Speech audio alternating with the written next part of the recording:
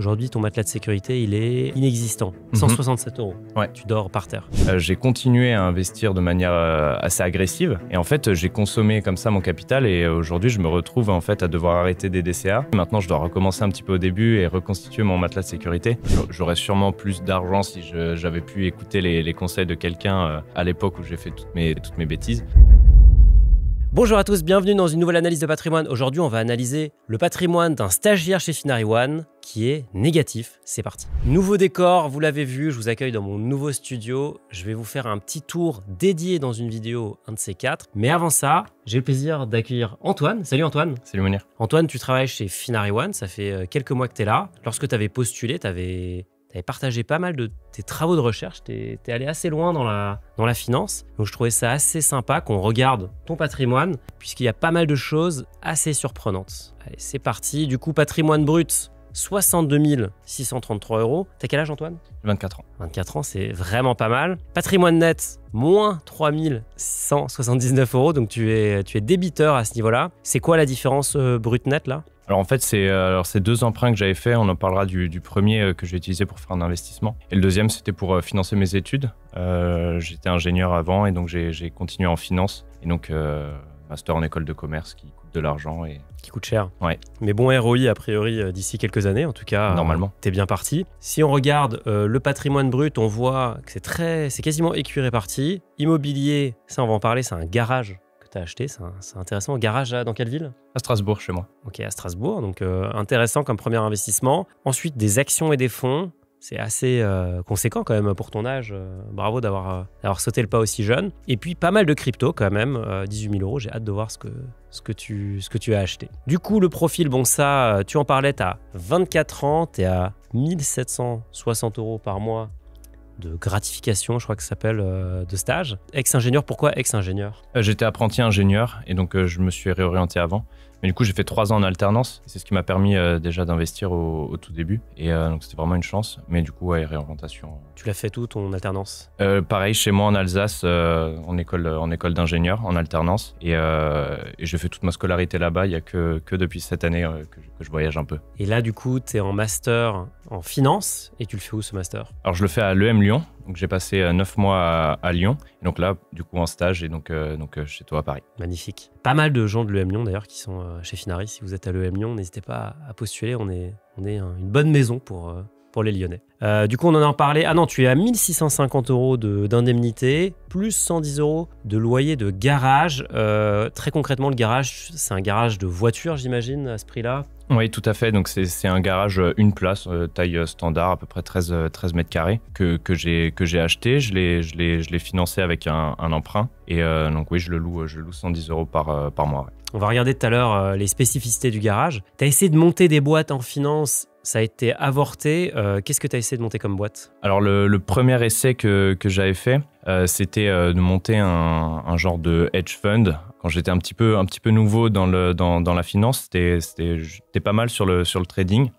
J'ai passé beaucoup de temps et j'avais des perfs qui étaient plutôt pas mal. Donc j'avais commencé en fait à essayer de récolter des promesses d'investissement de la part d'investisseurs. J'étais en train de faire valider le track record et finalement ça a été avorté parce que c'est un investissement qui est énorme. Et la deuxième tentative, c'était une tentative un peu plus récente où j'ai commencé à créer un tout petit peu de contenu sur LinkedIn et accompagner les jeunes pour qu'ils commencent à investir, passe un petit peu la barrière. Et là, pour le coup, j'avais une trentaine de personnes que j'accompagnais pour à peu près 500 000 d'actifs sous conseil. Et pareil, avorté pour investissement personnel. Je me souviens, c'est à ce moment-là c'est à cette période-là qu'on s'est parlé. Exactement. Tu as voulu tout essayer, obligations, garage, actions, crypto, trading, crowdfunding. Donc, tu as vraiment... T'as ratissé large, tu suis la méthode Finary depuis 3 ans. Erreur, trop placer d'argent sur des projets à la mode comme Steppen. Ça, c'était un projet crypto de mémoire, il fallait marcher. Exactement, ouais, marcher ou courir. Ouais. Il fallait marcher ou courir pour gagner de la crypto. Ouais. Et qu'est-ce qui s'est passé avec Steppen ? C'était vers 2021-2022 où il y avait toute la hype un peu autour des cryptos, des NFT, etc. Et moi, c'était le moment où je commençais un petit peu à rentrer dans l'investissement. J'étais en alternance, donc j'avais un petit peu les moyens de pouvoir investir. Et en fait, je me suis un petit peu laissé emporter par cette hype aussi. Et c'est assez difficile quand on est débutant de juger un petit peu du potentiel d'un projet et pas juste en fait de l'excitation qu'il y a autour de ce projet. Et donc j'y ai un peu laissé des plumes dans ce projet. Donc tu as eu du FOMO, un des biais des investisseurs. Bientôt je vais faire un Finary Talk sur tous les biais. C'est vrai que c'est un sujet qui est complexe, faut le vivre pour apprendre. Tu dis que tu avais une relation malsaine à l'argent, du coup c'était par rapport aux investissements ou c'était encore autre chose? En fait, ça a été provoqué par les investissements, mais en fait, c'est un peu tout. En tout cas, quand moi, je suis rentré dans l'investissement, c'était vraiment le but de vouloir faire de l'argent un peu rapidement, en prenant le maximum de risques, sans vraiment faire des recherches exhaustives sur les projets, sur les sujets, etc. Et ça devenait un peu une obsession. Et finalement, c'est un petit peu par ego que je m'y suis intéressé. Et je pense que je ne serais pas le même, tu vois, investisseur maintenant, si j'avais pas passé temps à justement à perdre de l'argent, avoir des mauvaises expériences. Au début, c'était par ego, et puis finalement, je suis tombé dans la marmite et je suis plus ressorti depuis. T'es passé de 500 € à 27 000 € en 2 mois grâce aux cryptos, j'imagine? Non, c'était du trading de CFD. Donc des contrats avec du levier. Exactement. Et tu traitais ça sur quelle plateforme? C'était sur MetaTrader, c'était vraiment le cliché des signaux sur un groupe Telegram. Et ça avait bien marché au début, et puis comme par hasard, ça a pas marché à la fin. Ouais. Bah oui, n'oubliez pas que si quelqu'un vous vend la recette miracle sur un groupe Telegram, posez-vous toujours la question pourquoi il vous la donnerait si c'était vraiment la recette. La martingale, quoi, il la garderait pour lui. Ça n'a aucun intérêt de la vendre pour quelques euros ou quelques dizaines d'euros. Donc méfiez-vous de ça. Rebond, apprentissage massif, plus de 600 heures de contenu vidéo, école de trading et YouTube. Aujourd'hui, tu fais encore du trading? Alors, j'en fais plus parce que, encore une fois, ça demande un investissement personnel hyper régulier et assez massif.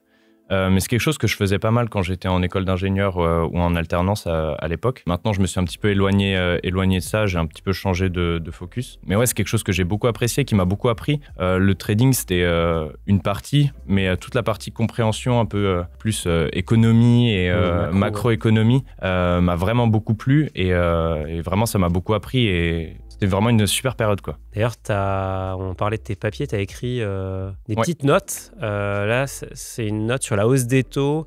Qu'est-ce qu'on regarde là? Alors ça, c'est un papier que j'avais fait pour postuler à l'époque dans les différents masters. Et comme j'avais pas de formation en fait en finance et que je suis ingénieur mécanique à la base, donc je travaillais dans l'aéronautique et dans l'électrique, donc pas vraiment de quoi faire de la finance. Donc je m'étais dit voilà, je suis quand même, ça fait quand même pas mal de temps que j'apprends, donc j'ai envie de le mettre un peu sur papier et de travailler des sujets. Ça, c'était le sujet un petit peu brûlant de il y a quelques mois. Cette hausse des taux, possible récession. Ça l'est toujours. Hein. Ouais, tout à fait. Et donc voilà, j'avais écrit un petit papier là-dessus qui essayait de confluencer un petit peu une analyse. Baisse des taux maintenant. Maintenant, baisse des taux, ouais. D'étudier un peu le pivot de la Fed. Est-ce que les taux vont baisser? Si oui, quand? C'est quoi l'impact un peu sur le marché action? Comment est-ce qu'on anticipe? Comment est-ce qu'on essaye de le mesurer? C'est passé quoi dans le passé? Comment est-ce qu'on se prépare à ce qui va se passer dans le futur? Et ouais, c'était un bon exercice en fait de mettre ces connaissances un peu sur le papier et de les poser. Gros boulot. Et du coup, ça t'avait permis d'être pris finalement à l'EM Lyon, donc top. On vous mettra une note en description si ça vous intéresse. Du coup, objectif aujourd'hui, reconstituer 5 000 € de matelas de sécurité. 5 000 €, ça fait un peu plus, enfin je sais pas d'ailleurs si tu dépenses tout ce que tu gagnes, mais un peu plus de 3 mois de salaire, quasiment 4 mois. On va regarder tout à l'heure ton patrimoine, où est-ce que tu en es, enfin on peut regarder tout de suite d'ailleurs. Aujourd'hui, ton matelas de sécurité, il est inexistant, 167 €. Ouais. Ok, donc il n'y a pas de matelas, donc tu es sans filet en fait, tu dors par terre. Ouais, okay. Ouais, c'est ce qui s'est passé, c'est un petit peu les conséquences de mon année en fait que j'ai pris d'études en plus. J'avais mal anticipé, et on va en reparler dans les questions que j'ai pour toi, mais en fait j'ai mal anticipé la baisse de mon revenu. J'ai continué à investir de manière assez agressive et en fait j'ai consommé comme ça mon capital, et aujourd'hui je me retrouve en fait à devoir arrêter des DCA et à avoir consommé quasiment toute mon épargne. Et donc c'est vrai que c'est un sentiment qui est pas très agréable, surtout quand je venais d'une situation qui était plutôt confortable où je pouvais investir de manière très régulière et assez fortement. Là c'est vrai que c'est un peu frustrant de se retrouver et de se dire mince, ça fait 4 ans que j'investis et maintenant je dois recommencer un petit peu au début et reconstituer mon matelas de sécurité. Tu repars à la base de la pyramide. Après tu as quand même un patrimoine qui est déjà existant. Soit tu pourrais d'ailleurs convertir une partie du patrimoine, tu pourrais vendre des actions ou de la crypto. Mais en tout cas, on va aller regarder tout ça. Avant de regarder ton Finari, on regarde ton cash flow. Donc, tu as ton salaire, tu as ton loyer, ça, tu nous en parlais tout à l'heure. Tu as des investissements mensuels quand même sur le LEP. Donc, tu as ouvert un livret d'épargne populaire qui est le livret qui rapporte le plus. Actuellement, le taux, il a quand même pas mal baissé. Il est à combien? 3%? 3,5 de mémoire. Je dirais que c'est de mémoire, c'est entre 3 et 3,5. Peut-être plutôt 3 parce que ça a été bien raboté. Tu as un loyer, tu as un appartement à Paris du coup. Ensuite, tu es en coloc, j'imagine. Ouais. Classique. Ensuite, vie quotidienne, les courses, les sorties. C'est quoi les sorties? C'est aller au resto, aller. Ouais, c'est ça. Je suis avec ma copine sur Paris. Donc, ouais, c'est ça. C'est un resto de temps en temps. Un petit verre à la sortie du boulot avec les collègues. Et ouais, voilà, des restos avec les potes qui sont sur Paris. Donc, tu fais quand même un peu plaisir. Les transports, le train pour rentrer à Strasbourg, j'imagine. Quelques petits abonnements. Et ensuite, tu as l'emprunt du coup du garage qui, du coup, est cash flow négatif. Ça, c'est quelque chose que tu avais anticipé au moment de l'achat?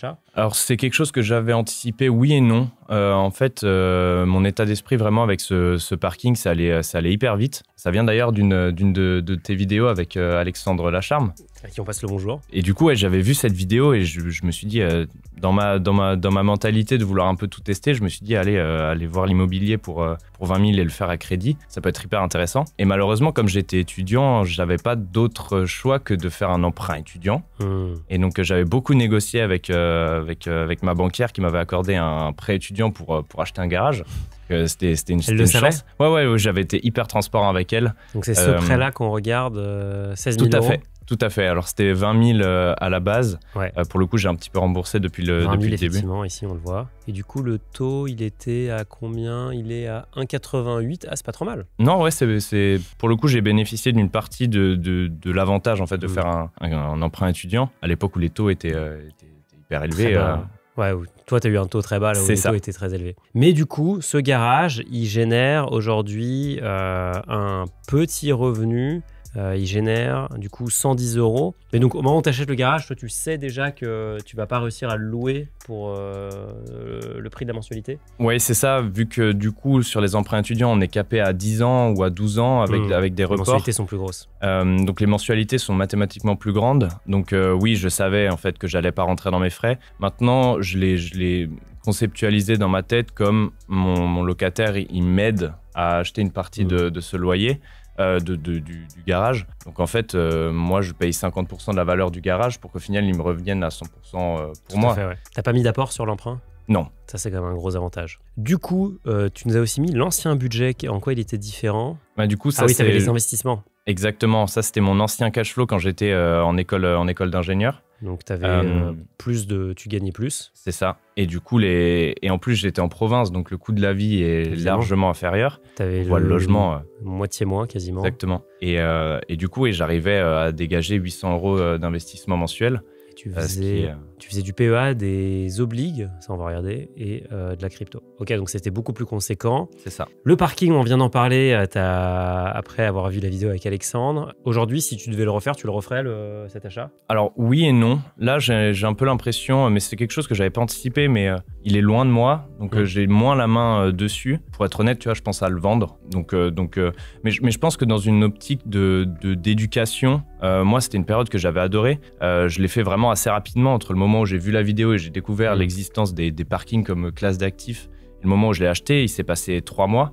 Ouais. Pour le coup, j'ai fait le tour de toutes les agences immobilières de mon quartier à Strasbourg. Je suis allé voir les mairies pour voir un petit peu les plans d'aménagement, où est-ce qu'ils veulent allonger le tram, quel parking ils détruisent pour acheter dans les bonnes zones. Ouais, donc tu as fait tes recherches. Ouais, c'était hyper formateur. Et donc je pense que dans ce but-là, je le referai. Effectivement, maintenant, je pense m'en séparer. Est-ce que ce serait intéressant de le diviser en places de moto, qui est la grande astuce que Alexandre a beaucoup utilisée, qui est très populaire à Paris, parce que une place voiture, ça peut être divisé en 4 places moto, ça dépend un peu de la config, mais qu'on peut louer, évidemment, non pas un quart du prix de la voiture, mais peut-être la moitié, et donc en fait, on peut gagner le double. Ouais. Donc, est-ce que ça, c'est quelque chose qui serait envisageable? Alors, c'est quelque chose que j'avais regardé à l'époque, parce que comme tu j'étais un peu bercé par les paroles d'Alexandre et je m'étais dit que ça allait être trop bien. Finalement, la réalité, c'est que la gestion, en fait, au lieu d'avoir un locataire, on en a 3 ou 4. Ah bah, c'est pas la même chose. Donc le turnover des locataires, il est énorme. Maintenant, je suis plus dans la région et donc j'ai pas envie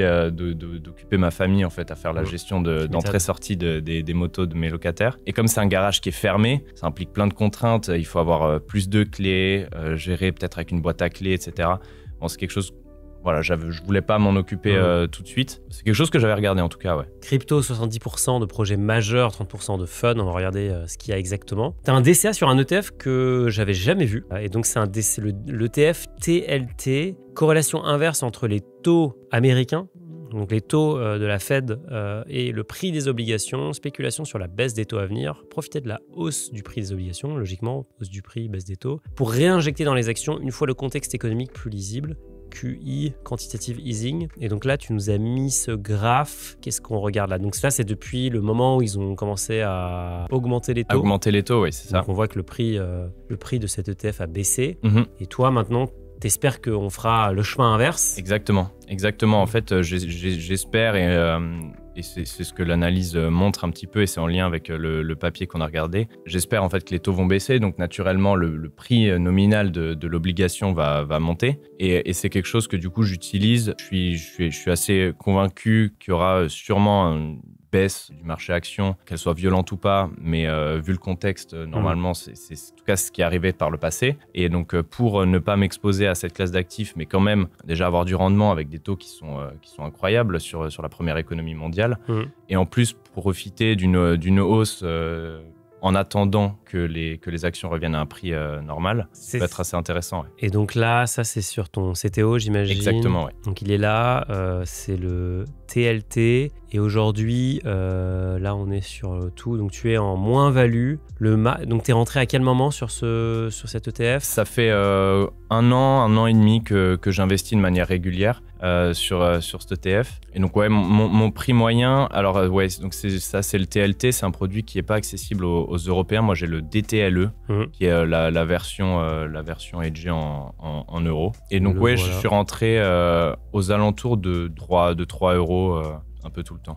Et donc si par exemple on se met en one day et on se met sur un an, ce qui correspond à peu près à ton... Ouais, c'est ça. Donc sur un an, là, qu'est-ce qu'on regarde? On regarde en violet le SPX, donc le S&P 500. Alors là, c'est l'indice, c'est pas un ETF qui réplique, donc logiquement, l'ETF, lui, aura une tracking différence légère, mais réelle, puisqu'il y aura des frais. Vous aurez aussi le taux de change, l'effet du change qui sera en votre défaveur, puisque le dollar a quand même un peu dévissé. Ensuite, il y a le PX1GR. Alors, désolé pour les acronymes, mais c'est le CAC 40 dividendes réinvestis. Et vous avez le DTLE. Bon, le DTLE, ça, c'était pas du tout le bon pari là. Non, c'était pas le bon mais pari. Mais tu fais un DCA, du coup, tu as un peu amorti la baisse. C'est ça. Et non, en fait, c'est une stratégie qui m'a clairement coûté de l'argent. Donc, encore une fois, l'histoire nous fait apprendre. Mais ouais, c'est une stratégie qui m'a coûté de l'argent. C'est une conviction, moi, que j'ai toujours et donc je le maintiens.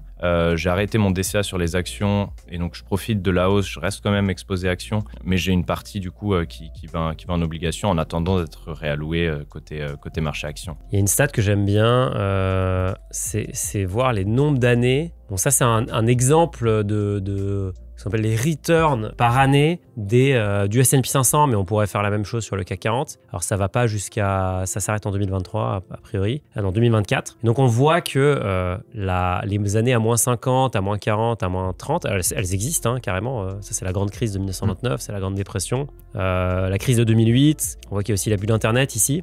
Mais sinon, c'est vrai que les années très négatives sont relativement rares. Des années moyennes, entre 0 et moins 20, bon, il y en a quand même quelques-unes, mais surtout, il y a une écrasante majorité d'années extrêmement positives. D'ailleurs, aujourd'hui, là, l'année 2025 est partie pour être entre 10 et 20%. Alors, ça pourrait très bien se retourner. Mais c'est vrai que ce que je veux dire par là, c'est très difficile de parier sur le retournement de marché parce que moi, ça fait des années que je me dis que le marché devrait finir par se retourner. J'ai reçu je ne sais pas combien de gens sur mon plateau qui me disent « ça va finir par se retourner ». En attendant, ça n'arrête pas de monter. C'est du coup très dur aussi d'investir au plus haut parce qu'on se dit c'est psychologiquement compliqué de se dire qu'on est un peu le dernier couillon à rentrer dans un marché.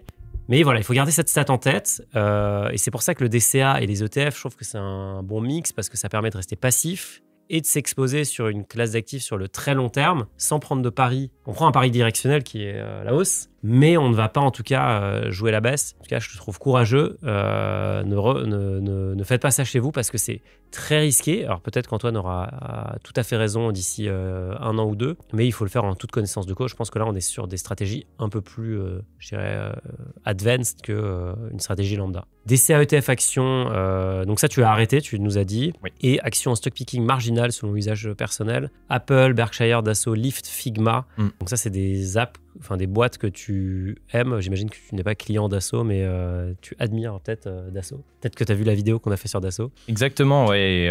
Non, en fait, et je crois que c'est quelqu'un que tu recevais qui disait que tant qu'il y avait une guerre quelque part dans le monde, avoir de l'armement, c'était pas forcément une mauvaise décision. Malheureusement.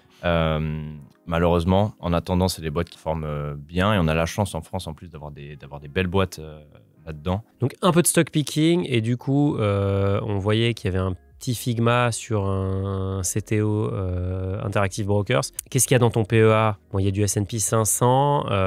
Bon, là, ça se passe plutôt bien. Il y a du stock 50, donc Europe, un peu plus léger. Tu as un plan d'épargne entreprise. Donc, tu bossais chez Legrand, j'imagine, à un moment. Est-ce que tu étais abondé sur ce plan? Ouais. Tu peux nous expliquer la structure, comment ça fonctionnait? Oui, c'est ça. Donc, quand on est salarié, généralement d'un grand groupe, on reçoit 2 types de primes annuelles, qui sont la participation et l'intéressement.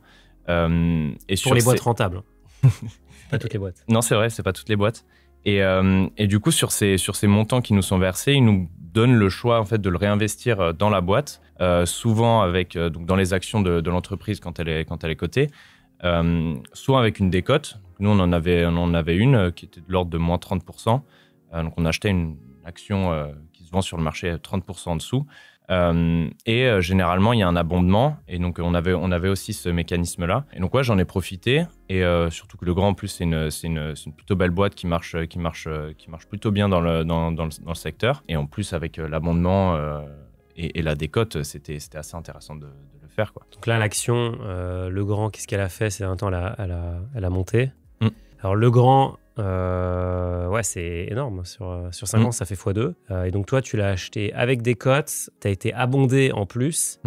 Et aujourd'hui, tu tiens toujours. Tu as un avantage fiscal aussi. Ça fait plus de 5 ans que... Non, ça fait pas 5 ans que tu as été dans la boîte. Non, ça fait pas plus de 5 ans. Par contre, comme je travaille plus là-bas, on a le droit de retirer. Donc ça, c'est assez agréable. Ouais.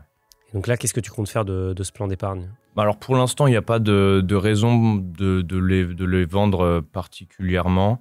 Et c'est pour ça que côté PEA, je me suis vachement allégé côté Europe parce que... T'es déjà exposé à Legrand. Je suis déjà exposé à Legrand qui est en gros une réplique un peu du CAC 40 qui suit la dynamique générale du marché français, qui sont assez corrélés. Donc j'ai réduit... C'est effectivement très proche. Donc j'ai réduit mon exposition en fait au CAC 40 et à l'Europe en conséquence. Pour l'instant, non, je compte pas vendre particulièrement. Tu as aussi pris du Finari Life et tu as un compte titre sur lequel tu as, du coup, ce que tu nous disais tout à l'heure, acheté quelques actions qui te plaisent. Mais dans l'ensemble, ton patrimoine, tu as plutôt une belle perf. Hein, je pense que si tu n'avais pas le TLT, tu serais très largement gagnant. Côté crypto, là, tu as des très très belles perfs, du plus 700, du plus 300. Donc, ça m'a l'air d'être très...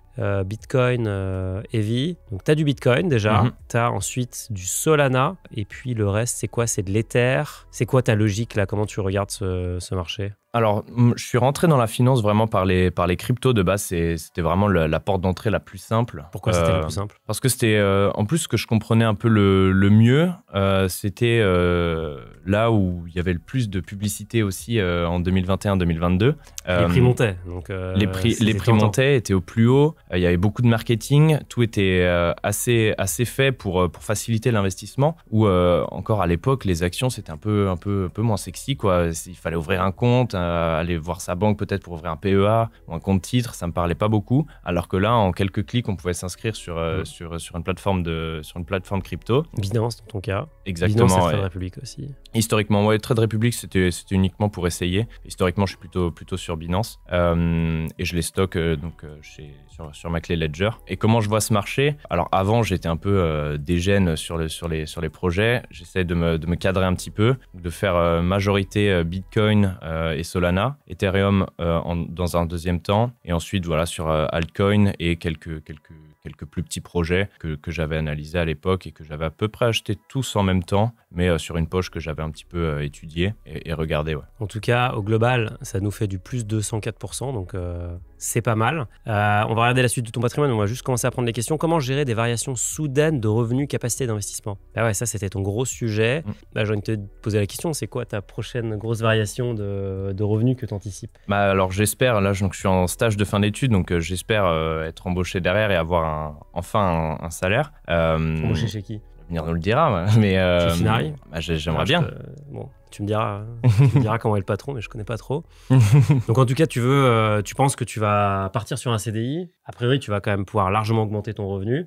Donc ça sera une variation soudaine, mais dans le bon sens. Dans le bon sens, ouais. Mais tu risques d'avoir une période de transition entre le moment où tu arrêtes ton stage et le moment où tu commences ton CDI. C'est ça? Oui, c'est ça. Et moi, là, dans ce cas-là, c'est plutôt le bon côté de la variation. Mais ouais, c'est comment est-ce qu'on s'adapte. Est-ce qu'il y a effectivement des périodes de transition, des bons réflexes à avoir. Ça, je voulais avoir un peu ton retour d'expérience là-dessus. Et comment on gère le premier emploi avec un salaire plutôt confortable. Le passage de passage à la vraie vie, à la vie d'adulte. Bon, écoute, je pense que tu as des bases très saines. Hein. Je vais pas te raconter d'histoire. Tu as une approche qui est assez réfléchie. À mon sens, ce qu'il faut faire, et ce que je recommande à tout le monde, c'est de toujours avoir un décalage entre son salaire et son train de vie. Le jour où ton salaire augmente, ton train de vie, lui, ne doit pas bouger. Et donc, typiquement, moi, la règle que je me suis longtemps, pas imposée, mais que j'ai appliquée, et que j'applique toujours, c'est j'ai toujours un lag de 1 an entre l'augmentation de mes revenus et mon train de vie. Pourquoi? Parce qu'en fait, ça me laisse le temps de voir ce qui m'intéresse vraiment et de, tu vois, je sais que j'ai la possibilité de, par exemple, prendre un appartement plus grand ou, je sais pas, d'aller dans ce restaurant qui est un peu plus cher. Mais est-ce que j'en ai vraiment besoin? Est-ce que j'en ai vraiment envie? Passer la phase d'excitation de se dire que maintenant, au lieu d'avoir, je sais pas, 1800, on a 3000 sur le compte, 4000. Donc ça permet de tester. Faut faire ça d'un côté. Et de l'autre, faut se définir ton taux d'épargne cible. Mais l'apprentissage que tu as fait un peu à la dure, c'est que tu t'es mis au rupteur en réalité. Tu as mis un gros taux d'épargne, génial. Il y a une petite variation, en fait, tu t'es fait un peu cutter. Donc là, mettons que tu prennes un salaire de, je sais pas, 3500. Alors il y aura des impôts et compagnie. Mais on va dire 2500 net. Je pense qu'un taux d'épargne, tu vas partir sur un 20%, ça me semble pas mal. Et ensuite, mieux vaut monter le taux d'épargne progressivement à mesure qu'aussi tu profites un peu de ton nouveau revenu. Ce qui est sûr, c'est que si tu te mets tout de suite à 50%, ça sera génial. C'est juste qu'on passe dans une privation aussi. Donc à toi de trouver le point d'équilibre en fait. Combien il te faut pour vivre correctement? À Paris, tu sais qu'un loyer, c'est tant, les restos, c'est tant. Et la réalité, c'est que tout coûte très cher. Donc, c'est vraiment un arbitrage à faire. C'est vraiment un arbitrage à faire. Et je pense aussi que les investissements, c'est bien. C'est hyper important. C'est un peu comme du pilote automatique. J'ai quelqu'un dans mon entourage qui parle toujours d'arrosage automatique. Il faut que ça tourne. Ce qui est aussi bien, c'est d'avoir, comme tu as eu chez Legrand, des actions dans la boîte où tu vas aller. Donc, Marocco, ça serait, oui, de négocier déjà un bon salaire, de définir comment tu vas le dépenser et donc de surtout définir ton taux d'épargne, mais aussi de négocier des parts, puisque le salaire paiera ton train de vie, mais les parts te permettront peut-être d'acheter un appartement ou une maison ou de réaliser un autre rêve ou pas. Mais au moins, si tu travailles bien et que la boîte cartonne, tu auras ta part du gâteau. Chez Finari, tous les salariés ont des parts et ça, c'est quelque chose qui est super important. Nous, on travaille dur et j'ai envie que tout le monde en profite. Mais bon, on n'est pas les seuls à le faire. Est-ce qu'un garage acheté à 22 ans, c'est une bêtise ou une bonne leçon? Écoute, j'ai envie de dire, tu l'as acheté, t'es encore là, ça t'a pas traumatisé. La bonne nouvelle, c'est que tu peux le vendre, j'ai envie de dire. Et a priori, t'es en plus-value en plus. T'estimes que le garage vaut plus maintenant.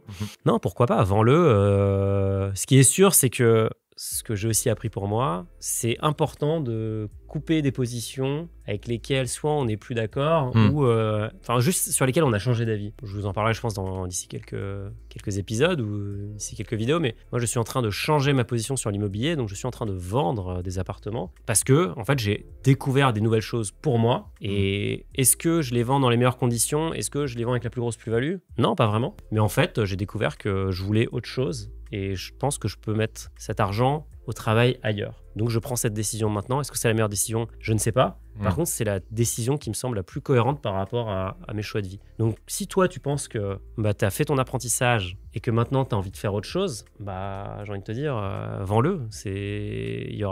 Tu rembourseras ton crédit, tu récupéreras ta petite plus-value, tu paieras peut-être des impôts au passage, mais tu auras bouclé la boucle et tu seras beaucoup plus fort la deuxième fois. Donc, je pense que c'est un super apprentissage à moindre frais. Donc, pour moi, c'est exactement ce qu'il faut faire. Est-ce qu'investir très tôt, très fort, était trop risqué? Absolument pas. D'ailleurs, on n'a pas regardé la suite de tes projets. Bon, tu as fait un peu de crowdlending. Moi, je pense que tu as une super approche. Je trouve ça assez dingue, en fait, d'avoir un patrimoine de 60 000 euros à ton âge. Je pense que j'avais un patrimoine à 24 ans.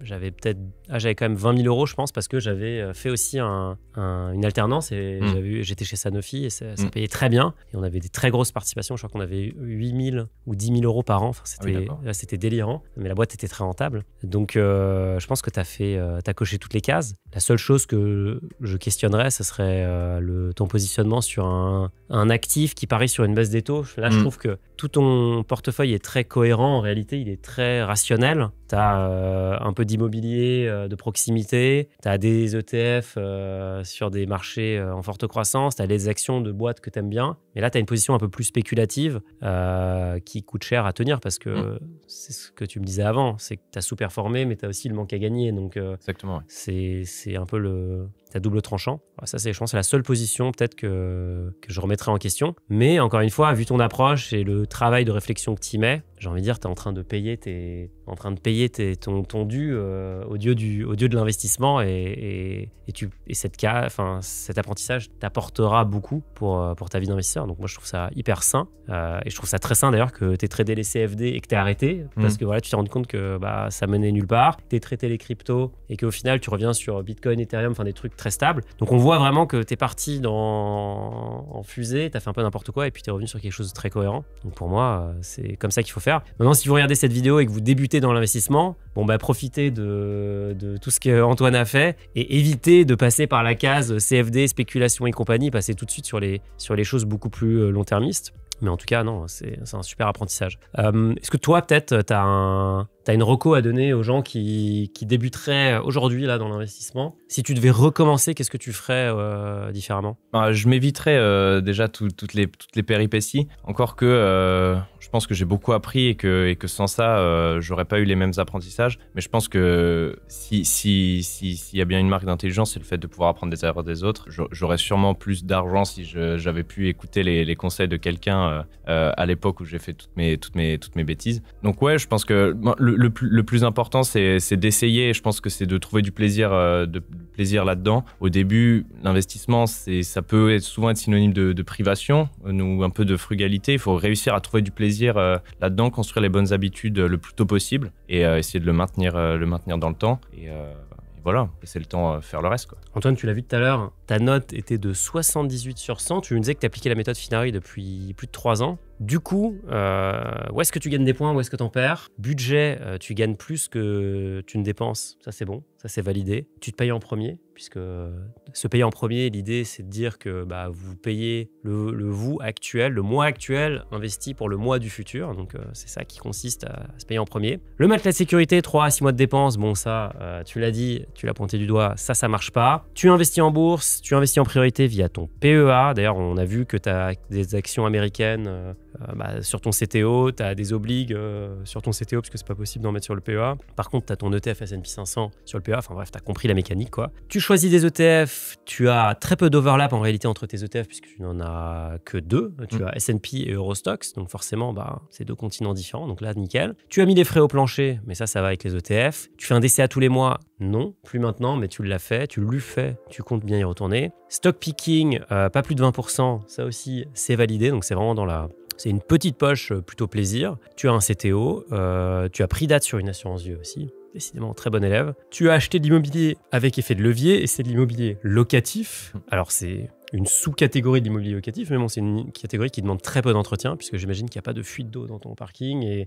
et que tu ne vas pas changer des joints. C'est assez basique, quoi. Oui, non, le seul problème, c'est que mon locataire, il me bugne ma porte, mais sinon, c'est à peu près tout. Voilà, bon, ça, il faut vérifier qu'il sache conduire aussi. Bitcoin, Ethereum en crypto, ça, c'est validé. Tu ne fais pas de DCA Est-ce que tu comptes en reprendre plus tard? Ouais, bien sûr. Ouais. Donc tu comptes reprendre le DCA sur la crypto. Les réflexes globaux, tu investis en toi, tu investis en tes études, ce qui est quand même un investissement qui est monstrueux, en réalité très coûteux, mais je pense qu'il va être extrêmement rentable à moyen et à long terme. Vision long terme, dans tes objectifs, tu le mentionnes pas, même si on sent que dans ton état d'esprit, tu te projettes déjà, donc on te l'a pas mis. Objectif clairement défini, pour l'instant le seul objectif c'est la base, c'est de reconstituer le matelas. Tu as optimisé ta fiscalité, oui, puisque tu as choisi les bonnes enveloppes et tu as un patrimoine suffisamment liquide. La réalité c'est qu'aujourd'hui, tu peux appuyer sur 2 boutons et récupérer les 2 tiers de ton patrimoine, puisque c'est de la crypto, c'est des actions, donc ça, il n'y a aucun problème. Donc ça nous fait un score de 78 sur 100. Pas mal.